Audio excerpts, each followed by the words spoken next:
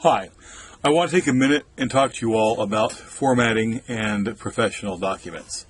I'm going to call up a piece of writing here which is a sample workplace writing policy. I'm going to just blow ahead and make this font a little bit bigger so it's more visible on y'all's computer screen as well. But if you look at this document, I won't read through the whole thing. But the Joe Bob Agency recognizes that employees will need days off from work from time to time to address their medical needs.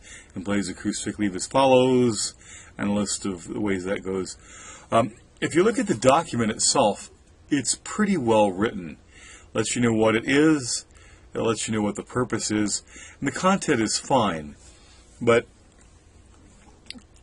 the modern reader, at least in workplace writing, is put off by big chunks of text. Now, for those of you who've done a lot of academic writing, this is an area in which academic writing differs from professional or workplace writing because we're really not bothered much by long texts in academia. We're used to long paragraphs, complex ideas. But in workplace writing, in the nonprofit world and other workplaces, the emphasis is on clarity and ease of understanding. And quite frankly, if you have something like this, people aren't going to look at it. So we've already talked about how in memos you front load, you make sure the key information is in the first couple of sentences because in emails, people don't read often more than the first line. But sometimes you can't do that. So let's just talk about some ways in which formatting can make communication more clear. First thing would be a title. So this is a sick leave policy. So let's call it a sick leave policy.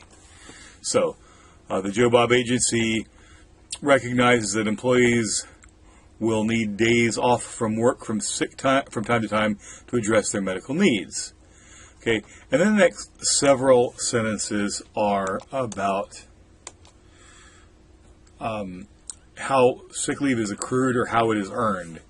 So you could call this accrual, or if you wanted to be a little bit more personal or a little bit less big wordy, you could say how sick leave is earned. I'll leave it as accrual for time. So employees accrue sick leave as follows. What I'm going to do is make each of these a bulleted list. All regular employees accrue sick leave from the date of hire for a total of 10 days per year. Regular part-time employees accrue sick leave from the date of hire in a prorated amount using the full-time total of 10 days per year, average number of hours to be part-time employees work. You get a maximum of 120 hours. Sick leave may be used in accordance with the following procedures. So that's accrual. Actually, so all of this is, I'm sorry, I need to get rid of it. So that's the end of this one bulleted list. All right. So then the next section would be using sick leave. So sick leave may be used in accordance with the following provisions. Maybe another bulleted list. That may not be used prior to accrual. If sick leave is exhausted, annual leave may be used, takes place, may be used for an employee's personal illness, well care and medical dental appointments, may be used for illness, for family members. If the employee is on leave under the FEMLA, paid sick leave must be used initially as part of the FEMLA leave. Whereas sick leave in excess of 3 consecutive work days must present medical documentation, notify the supervisor, and employees are not paid upon termination of employment. See, and if you go on and go through this and look,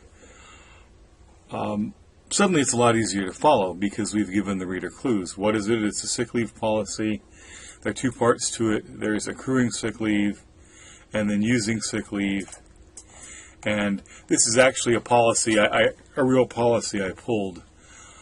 And if I were writing this policy, I would go on and talk a little bit more. I would probably have another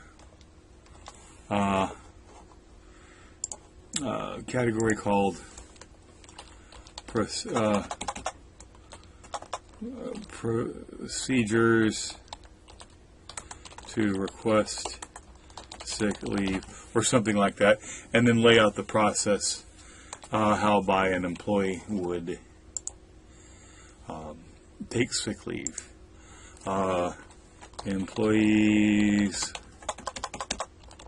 wishing to take sick leave.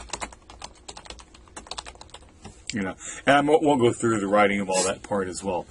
But I think I've made my point that a policy that has good content but isn't formatted in such a way that you can read and follow what's going on isn't going to be as useful as it should be. Thanks so much for your time. I hope you have a great writing week, and I look forward to seeing your work on the computer. Thanks.